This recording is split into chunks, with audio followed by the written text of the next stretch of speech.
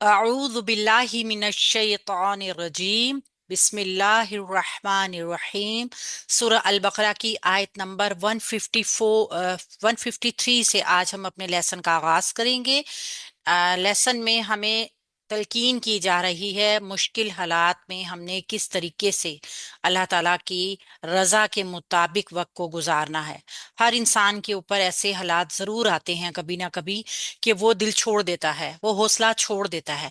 उसको क्या करना है, उसने किस तरीके से अपना रद्द अमल शो करना है कि उसका रब नाराज ना हो, यहाँ हमें ये चीज बताई जा रही है। आऊज़ु बिल्लाहि मिनश शैतानिर रजीम। या अय्युहा, ए अल्लज़ीना, लोगों जो आमनू, ईमान लाए हो, इस्ताईनू, तुम मदद तलब करो, बिस्सब्री, सब्र के साथ, वस्सलाती, और नमाज के साथ। ए ईमान वालों, सब्र और नमाज के साथ मदद तलब करो। इन्ना, यकीनन, अल्लाह, अल्लाह ताला, मा, साथ है, अस्साबिरीना, सब्र करने वालों के। यकीनन अल्लाह ताला सब्र करने वालों के साथ है। हम इसको ग्रामेटिकली पहले देखते हैं, फिर इंशाल्लाह इसकी थोड़ी सी तफसीर करेंगे। या अय्युहा, या को हम जानते हैं कि ये हरफे निदा है, लेकिन अय्युहा जब इसके साथ मिलकर जाता है ना, तो ये पूरा हरफे निदा बनता है। ठीक है। अय्युहा जो है ये एक तरह की आपको कह सकते हैं वो हरफे निदा है कि जब ये मुनादा अलिफ लाम वाला हो तो इसको लाया जाता है। ठीक है। चूंकि यहाँ पे अल्लाजीना, उन लोगों को बुलाया जा रहा है, मुनादा बनाया जा रहा है अल्लादीना को, ए लोगों जो, या वो लोग जो। तो यहाँ पे अल की वजह से अय्युहा की जमीर लाई गई है। ये अय्युहा मुजक्कर है और जमा के लिए आएगा। अगर यहाँ पर आगे जिसको पुकारा जा रहा होगा यानी मुनादा मोन्नस हुआ, तो फिर जमीर अय्यतुहा की आई जाएगी। तो यहाँ पे अय्युहा जो आया है हरफे निदा है, और मुनादे पे अल दाखिल होने की वजह से इसको मुजक्कर है, जमा है, मोनस है। ठीक है। और मुजक्कर है और जमा की वजह से ये अल्लाजीना की वजह से अय्युहा आया है। अल्लाजीना हमें पता है कि ये मौसूल है। तमाम मौसूलात के जो जमा और वाहिद होते हैं वो मबनी होते हैं। ये मबनी भी है, यहाँ पे मरफू भी है। ठीक है। अल्लाजीना ये मुनादा है।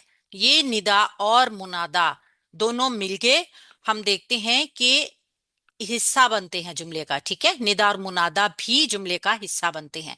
जब किसी को बुलाया जाता है और उसको कोई बात करनी होती है तो बुलाने वाला निदा, जिसको बुलाया जाए वो मुनादा, और जो बात आगे उसको बताई जाए वो मुनादा मतलूब कहलाता है। बस जहन में रखिएगा। आमनू, जो ईमान लाए हो। आमनू फेल है माजी का, जमा है, मुजक्कर है, गायब है। अब देखिए यहाँ पे आमनू, अब यहाँ पे बहुत खदशा था कि इसको फेले अमर समझ लिया जाता, लेकिन इस चीज को, निशानी को याद रखिएगा। अगर जबर आ रही हो ऊपर तो वो कभी भी फेले अमर नहीं होगा। अगर ये आमीनू होता तो होता ईमान लाओ।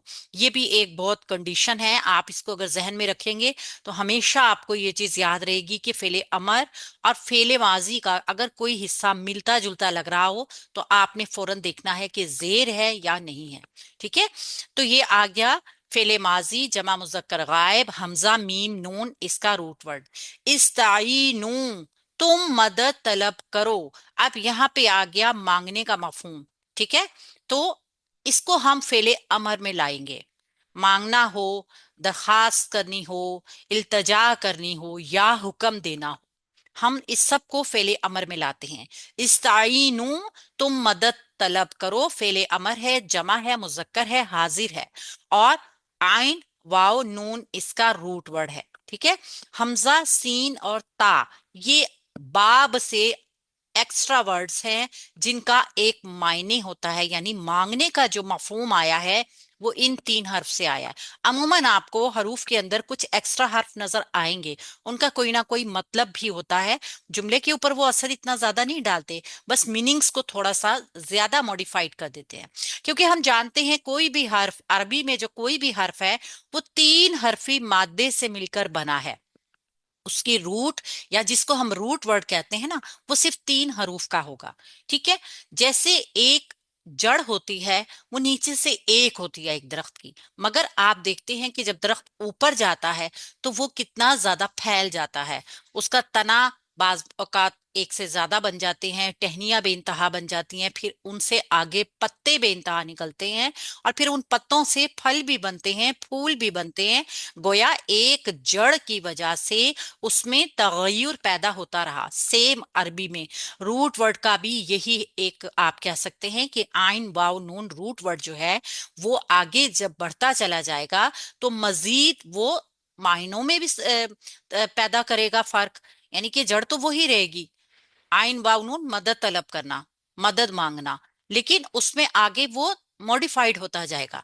तो बिसब्री, सब्र के साथ, बी हरफे जार है और सबरी को इसने मजरूर करके मुरक्कब जारी बनाया, और वाव आतिफा के जरिए जुड़ के अस्सलाती के ऊपर भी असर डाला, यानी इसको भी मजरूर किया। तो ये पूरा जो है वाव आतिफी का के जरिए जुड़ा पहले, और बी हरफे जार के लिए मजरूर होके मुरक्कब जारी बन गया। स्वाद बा रा इसका रूट वर्ड है, और स्वाद लाम वाव इसका रूट वर्ड है। ये दोनों जो हैं असल में आप इनके तर्जुमे में अगर देखें ना तो का मफहूम आ रहा है, सबर के साथ, नमाज के साथ, ठीक है। तो हम इन दोनों को ही मफरूल की तरह रखेंगे, क्योंकि ये असल में था अस्सबरा वस्सलाता, ठीक है। लेकिन जो भी हरफे जार ने इसको मुरक्कब जारी बनाया है ना, तो तब इन ये मजरूर हुए हैं दोनों। तो फिर अब क्या है, ये मुरक्कब जारी बन चुके हैं। इन्ना, यकीनन, इन्ना हरफ नासबा है, मुशब्बह है, बिलफेल है, और अपने बाद आने वाले इसम को मंसूब करता है। तो यहाँ पे अल्लाह मंसूब होके इस्मु इन्ना बन गया, ठीक है। अल्लाह इस्मु इन्ना। हमने इसको भी देखा था, आयत छोटी है मैं इसलिए दोबारा रिपीट कर रही हूँ, कि इन्ना हरफ नासबा अपने बाद आने वाले इसम को मंसूब भी करता है, और फिर एक तरह आप ये एक ऐसा आमिल है जो पूरे जुमले के ऊपर असर डालता है। ये पूरे जुमले को अपना जुमला बना लेता है, एक हिस्से को अपना इसम बनाता है और दूसरे हिस्से को अपनी खबर बना लेता है। ये जुमला इस्मिया का हिस्सा होता है, और जुमला इस्मिया भी हम इंशाल्लाह ताला आगे जाके सीखेंगे। तो थोड़ी सी इसके बारे में सिर्फ ये इंफॉर्मेशन आपको दूं कि इन्ना अपने बाद आने वाले इसम को अपना इसम बना लेगा, और जुमले में बाद में अगर कोई चीज खबर की सूरत में मौजूद होगी तो वो खबर भी इन्ना ही की होगी। जैसे मा, साथ मा एक जर्फ है, और अस्साबिरीना मजरूर इसम आया हमारे पास, मुरक्कब जारी का मुरक्कब इजाफी का पैटर्न हो गया। ये मुरक्कब इजाफी जो है ये एक इत्तला भी दे रहा है, एक खबर भी दे रहा है कि अल्लाह सब्र करने वालों के साथ है। तो इस तरीके से इन्ना जो है एक हिस्से को जो मंसूब होता है वो अपनी अपना इसम बनाता है, और दूसरे हिस्से में उसकी खबर मौजूद होती है। तो ये खबर हम ढूंढ लेते हैं।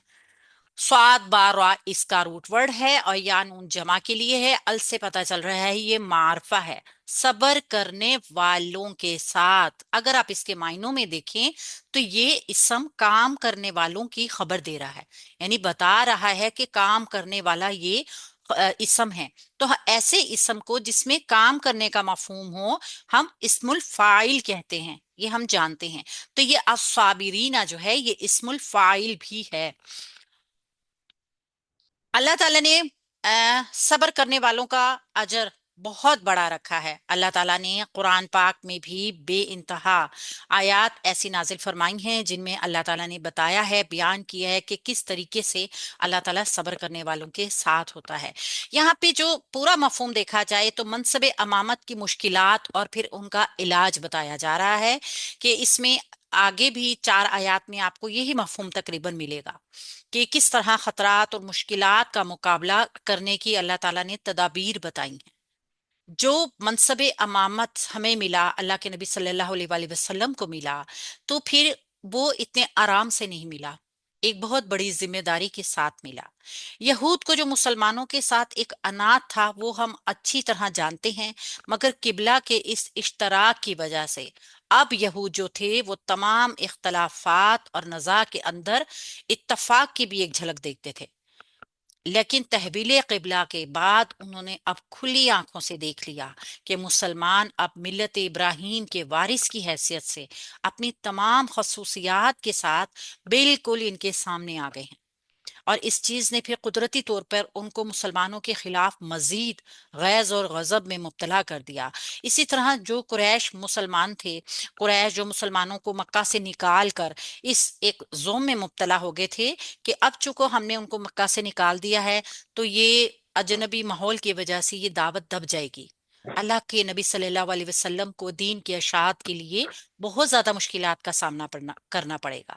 وہ یہ محسوس کرنے لگے کہ اب ان کی توقعات کے خلاف مسلمان مدینہ میں ایک بہت بڑی طاقت بن رہے تھے، اور پھر ان کا یہ دعویٰ کہ ملت ابراہیم کے اصل وارث وہی ہیں اور خانہ کعبہ کے جائز متولی ہیں وہ، تو چنانچہ اب انہوں نے اس گھر کو اپنا قبلہ بھی بنا لیا۔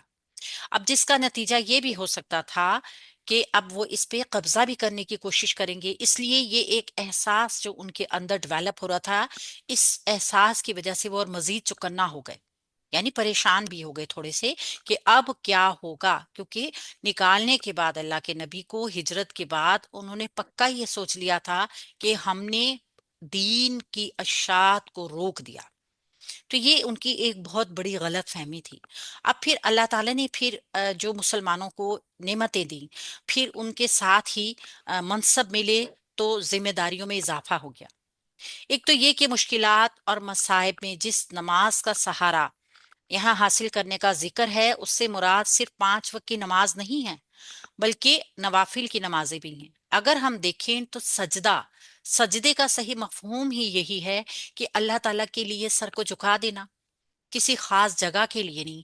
یہ مفہوم اگر دیکھا جائے تو ایک مکمل ضابطۂ زندگی بتاتا ہے کہ جگہ کوئی بھی ہو، وقت کوئی بھی ہو، حالات کوئی بھی ہوں، ہم نے اللہ تعالیٰ کے آگے سر کو جھکا کے رکھنا ہے۔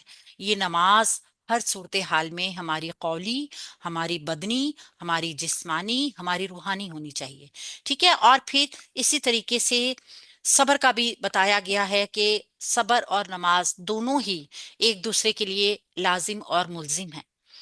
جب انسان کو مشکلات پیدا ہوتی ہیں راہ حق میں پیش آنے والی مشکلات پہ، وہ گھبرا جاتا ہے۔ کسی بھی انسان کو جب بھی مشکلات پیش آئیں گی تو وہ گھبرا جائے گا، تو پھر اگر اس کا اللہ سے تعلق مضبوط ہوگا تو وہ سخت سے سخت آزمائش سے بھی نہیں گھبرائے گا، وہ پھر اسی مقام کے اوپر صحیح اللہ کا قرب حاصل کرتا ہے۔ اور جو خدا کی اللہ تعالیٰ کی ساتھ کی ضمانت بھی ہے، جس کا اللہ تعالیٰ نے صابرین کے لیے وعدے بھی فرمائے ہیں قرآن پاک میں، تو اس حقیقت کی پوری وضاحت زیادہ تر تو مکی صورتوں میں ہے، لیکن ہم یہاں پر صرف اس کو مختصراً رکھتے ہیں کہ نماز تمام عبادات میں ذکر اور شکر کا سب سے بڑا مظہر ہے، جبکہ صبر جو ہے وہ ایک انسان کو بھی مکمل کرتا ہے اور پھر اللہ تعالیٰ سے اس کے قرب کو بھی بڑھا دیتا ہے۔